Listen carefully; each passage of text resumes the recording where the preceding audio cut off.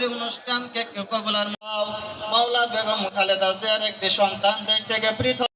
تحبون العفو فاعف عنهم غرفا كنار عزة عما يصفون وسلام على المرسلين السميع العليم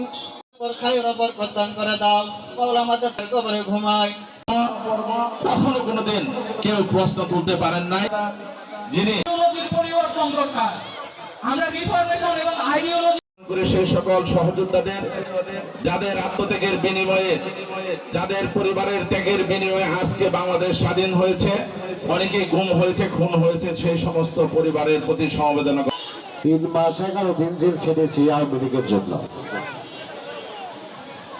ঢাকা কেরানীগঞ্জ এবং কাশিমপুর